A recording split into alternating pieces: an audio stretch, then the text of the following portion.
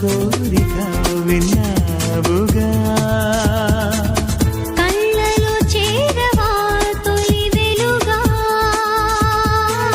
నీడవై చాటుగా ఉన్నావుగా. మాటలే చేత కాక సైగ చేశానుగా.